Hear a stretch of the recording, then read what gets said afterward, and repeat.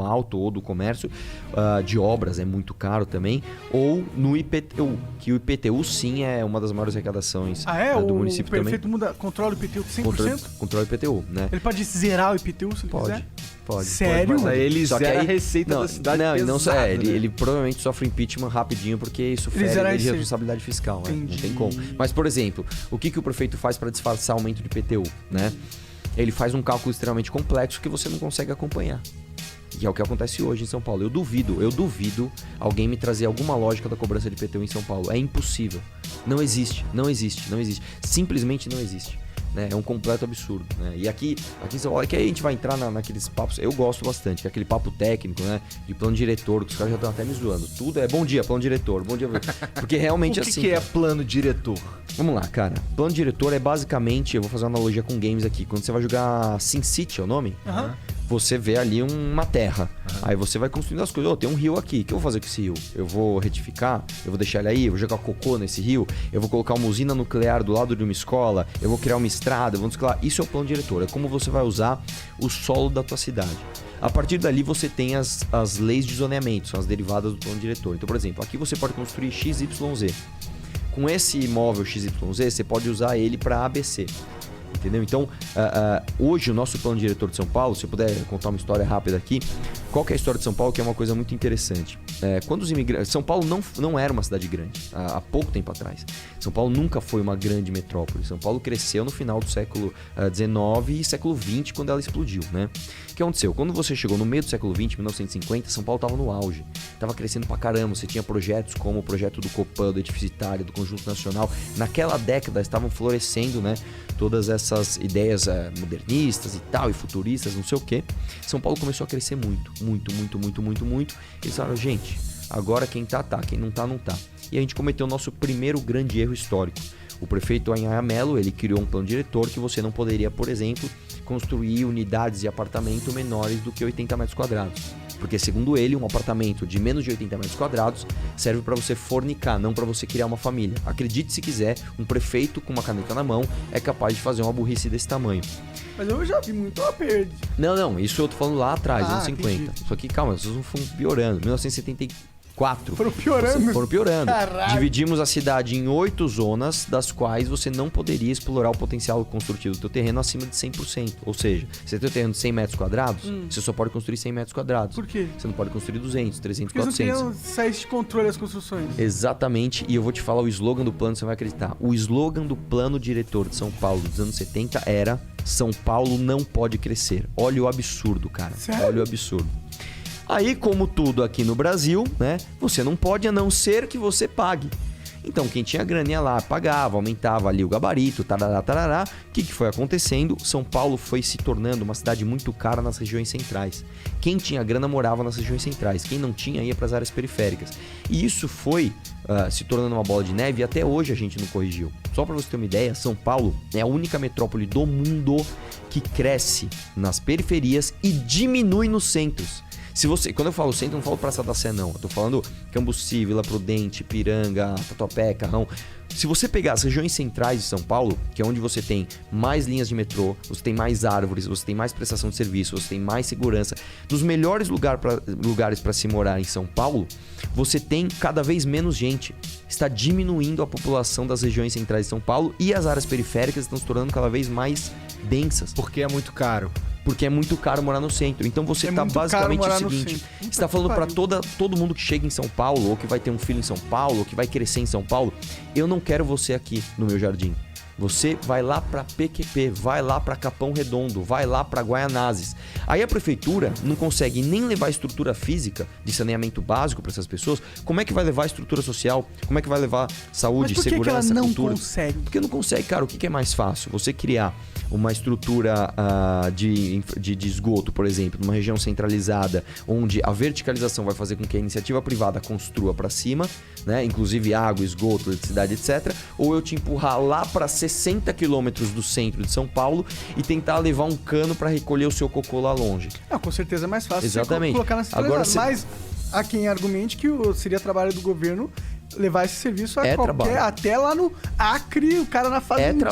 É papel do governo. É papel do governo também te deixar mais seguro. Sim. Agora, se alguém entrar aqui, nós estamos ferrados. Não tem como chamar a polícia. Mais ou menos, nós tem você aqui, cara. Oi, tem esse spoiler aqui, meu irmão. Imagina, cara. Nossa, não tem um Kim ali também. Ó. Ele vai hackear o cara. Ele vai se transformar em Power Ranger. Mas então, cara, o que aconteceu? A gente fez isso com a nossa cidade. A gente empurrou as pessoas pra periferia. E aí você imagina o caos que é, por exemplo, uma pessoa que mora, como eu falei, lá em Arthur Alvim, pra ela ir pro centro da cidade trabalhar e ter prestação de serviço. Hoje em São Paulo, vou dar um exemplo. O cara fica 2 horas no trânsito. 3, 4... Cara, se você... olha isso. As empresas de telemarketing estão na Paulista. Por que elas estão na Paulista? Porque nas áreas periféricas você não tem nem regularização fundiária, você não tem o título de propriedade de terreno, você não consegue alugar. Você não consegue falar assim, vou alugar um prédio de, 10 andares, vou construir para fazer uma empresa gigante de telemarketing no Arthur Alvim. Porque não tem regularização fundiária, você não consegue. Então você tem que ir para as áreas centrais, onde é caro, etc. Só que o operador de telemarketing está na periferia. Você está dando um recado para a cidade. Nós vamos continuar privilegiando quem mora no centro e empurrar a mão de obra lá para longe. Você está fazendo uma fábrica de pessoas excluídas do que a gente chama de hegemonia de uma cidade. Então nós temos que fazer o contrário. E essa é a parte que me empolga muito. E é por isso que nós temos uma missão aqui, ó. Eu tô até falando mais sério hoje, porque realmente o papo tá ficando, assim, preocupante, cara. Nós estamos 1 mês de eleição e as pessoas não estão falando dessa porcaria aqui, cara. Eu gosto dos seus papos, porque eles são bem... me ensinam muitas coisas. Então, mas eu até peço desculpa de trazer um clima um pouco mais pesado e técnico aqui. De boa. Mas é o seguinte, nós temos uma missão. Eu não tô aqui mais expondo a minha vida, arriscando minha vida, da minha família, só pra também, ganhar like. Tá na hora de transformar isso em coisa real. O que acontece é o seguinte, velho. Nós temos a revisão do plano diretor de 10 em 10 anos. Nunca isso foi debatido em São Paulo. Nunca as pessoas normais foram procurar saber o que é um bendito do plano diretor. Nós temos a chance agora. Ah, é? A revisão é agora em 2021. Caralho. É agora. Meu irmão, se não fizer agora, é só em 2032. Nós temos a chance agora. E tá Nós vamos fazer o quê? Agora? Dá pra mudar tudo. Dá pra mudar tudo. Do zero a parada. Dá pra São Paulo ser uma cidade de primeiro mundo. Quando a gente viaja pra Nova York, pra Barcelona, pra Paris, pra Buenos Aires, a gente sai maravilhado. Nossa, cara, desci a pé, fui de maneira segura a pé até um restaurante, tinha um pet shop, tinha um açougue, tinha um bistrozinho, tinha não sei o que lá. Por que aqui em São Paulo a gente não tem? Por que eu tenho que viajar pra, pro Uruguai pra ter algo parecido? Tá errado. Nós temos que ter aqui. É aqui que nós temos que ter. Nós vamos fazer o quê? Nós vamos entregar a oportunidade de rever o plano diretor pra quem? Pro Bruno Covas? Pro Celso Russomano? Pro Boulos? Meu irmão, é responsabilidade da nossa geração. Da nossa geração mudar isso aí. Eu até peço pra quem tá assistindo aqui, meu irmão, tem que falar de eleição. Então, uma 30 dias de eleição tem que falar. Tem que converter 20 votos, pelo menos. Tem que falar, meu irmão, não é por mim, é pela tua cidade, cara. Nós temos que virar 20 votos cada um pra gente chegar lá, meu. Temos que chegar lá. Então, assim, cara, infelizmente, a gente fica preocupado estudando essas coisas e vendo tarará. E a gente não vê o debate sério, cara? A gente vê o Bruno Covas fazendo uma fonte de 100 milhões de reais com a minha grana, com a tua grana. Ele fez, eu vi que alagou e ficou feio. Pra alagar no primeiro dia. Entendi. Aí vem os tontos lá, os especialistas. Não, já sei, vamos transformar o Minhocão em parque. Meu irmão, enfia o Minhocão, você sabe aonde, meu irmão. Não é isso que tem que fazer. Você tem que discutir urbanismo. Como é que você vai? Aí vem o cara... Não, é tarifa zero. Que tarifa zero, irmão? Você tem que discutir a máfia dos transportes. Máfia do transporte já quer arrecadar mais do que a própria prefeitura. E quando rola... Ninguém vai botar o dedo na ferida? Quando rola essa revisão do plano diretor, o prefeito ele tem controle absoluto ou é algo que tem que passar pelo vereador? Excelente pergunta.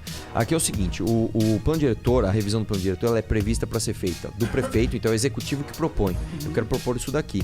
Em conjunto com as associações de bairros, então você é um conjunto... O que é uma associação de bairro, cara? Por exemplo, você sabe o que é consassar no 80 e tantos senadores, que tem mandato de 8 anos, o cara tá cagando pra popularidade. O município e o estado são diferentes. O prefeito ele vai negociar com 55 vereadores dos bairros vizinhos. E o orçamento da prefeitura ele é muito poderoso. Então, o vereador, quando ele cheguei. Eu quero me reeleger, isso que eu quero. Então, o que eu quero? Eu quero que daqui 4 anos o prefeito me dê uma emenda para eu reformar uma quadra lá do meu bairro. Ou seja, o prefeito tem muito poder sobre aonde ele quer levar, qual a direção que ele quer levar a cidade. Tanto que aqui tudo passa por bem ou por mal, seja até projeto impopular. Aqui passa taxa de lixo, aqui passa lei cidade limpa, aqui passa reforma administrativa, aqui passa reforma da previdência, aqui passa privatização. No auge da polarização política, passa privatização sem resistência política. Então, cara, prefeito que põe culpa em governabilidade para não fazer as coisas, tá terceirizando a responsabilidade. Tá falando, eu não quero fazer, vou deixar para outro, eu não consegui. Não é culpa minha. Dá para fazer sim, né? Então, assim, eu vou te falar, eu tô, assim, empolgado, cara, assim, eu tô dedicando a minha vida para ter essa oportunidade de fazer eu e a minha equipe a revisão do plano diretor, porque a gente vai transformar São Paulo numa cidade incrível. Cara, eu queria que você mantivesse negócio das ciclovias, mano. Acho Sim. Da hora, cara. Por mais que seja um negócio de esquerda, eu tenho um monociclo agora. Sim. E eu queria andar na ciclofaixa. Por que é um bagulho de esquerda? Porque é a pauta do Haddad, né?